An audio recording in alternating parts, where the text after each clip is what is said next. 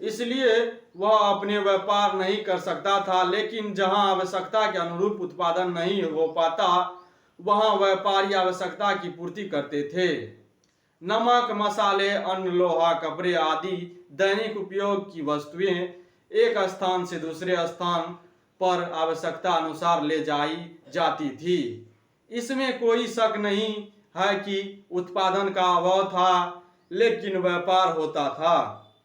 राजघरानों और सामंत वर्गों एवं संपन्न लोगों के लिए विलासिता की वस्तुएं व्यापारियों द्वारा ही उपलब्ध कराई जाती थी। दक्षिण भारत में मोती, कीमती पत्थर और चंदन, मसाले आदि का उत्पादन होता था और गुजरात से शंख, सीपी, सूती कपड़ा और चमड़े की वस्तुएं विभिन्न स्थानों को भेजी जाती थी। बंगाल मलमल, पान, सुपारी तथा सन के लिए विख्यात था। इसी प्रकार उड़ीसा से धान और मालवा से गन्ना, नील और अफीम देश विदेश भेजा जाता था। विदेशों से अधिकांश आयात समुद्री मार्ग से होता था। इसी काल के प्रमुख बंदरगाह थे पूर्वी तट पर ताम्रलिप्त सत्याग्राम और पूर्वी तट पर ताम्रलिप्त सत्याग्रह, पश्चिम तट पर देवल और खंबात और भरोच। इन बंदरगाहों से विदेशी व्यापार होता था।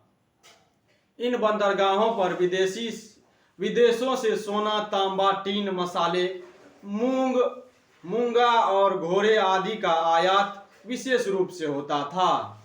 यहाँ से यह सामग्री व्यापारियों द्वारा विभिन्न सड़क मार्ग से विभिन्न व्यापारिक केंद्रों तक पहुंचाई जाती थी और इसी काल के ग्रंथों कुवलय माला और समराय कक्ष कहा जाता था, जो कथा सरित सागर आदि से पता चलता है कि व्यापारी वस्तुओं एक नगर से दूसरे नगर में बेचते थे और प्राप्त धन से उन व्यापारिक महत्व की वस्तुओं को खरीदते थे जिनकी अन्य नगरों में आवश्यकता होती थी।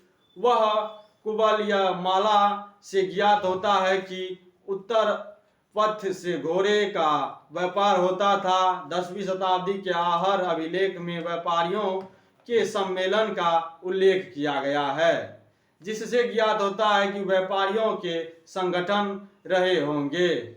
व्यापारी अकेले व्यापार नहीं करते थे, वे समूह में रहकर व्यापार करते थे और व्यापारियों का कारवा चलता था। इसी काल में व्यापार कर रहित नहीं था। अनेक प्रकार की चुंगियां व्यापारियों को देनी पड़ती थी और अंतर्देशीय व्यापार में एक राज्य से दूसरे राज्य में माल लाने और ले जाने के लिए व्यापारियों को चुंगी देनी पड़ती थी।